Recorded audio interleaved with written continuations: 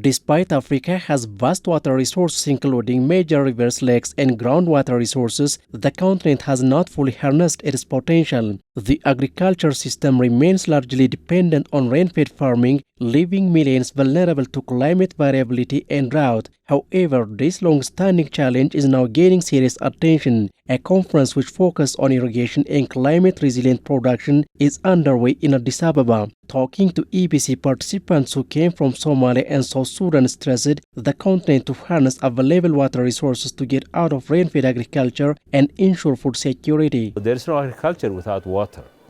So we have to use the water in a highly skilled way, because we cannot continue the traditional way of water using.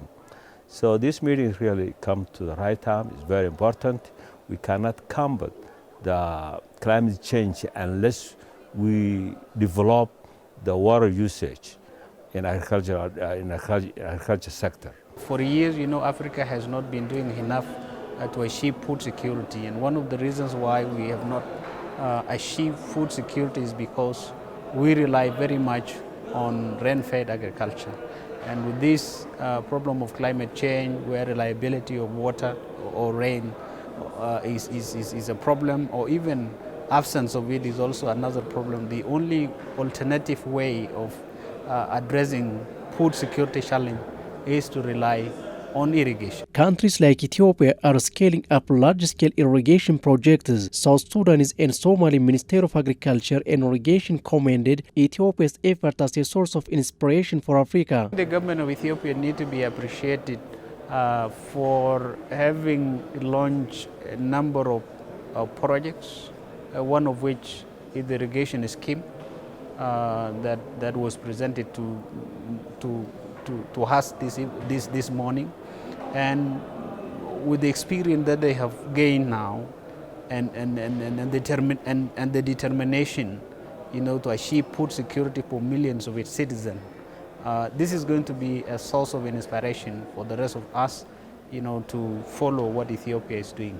We found out that Ethiopia has a policy, and they developed a water usage in a very efficient way, and I believe the other countries can learn from that.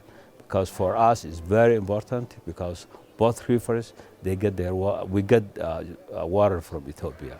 We are the downstream countries of Shabelle and Juba. South Sudan's Ministry of Water Resources and Irrigation further said regional cooperation is important. South Sudan learns a lot of experience from Ethiopia. For us to stand on our own feet, we need support of countries like Ethiopia, and I hope with this engagement that the Ethiopian government has done in achieving food security through irrigation, the government of South Sudan and the people will now have a lot to learn from Ethiopia, and to emulate what Ethiopian government is doing in the country, so that they try to address the problem of food security. Yes, back home, South Sudan is one of the countries which ranks 7 on the global list of countries was affected by climate change.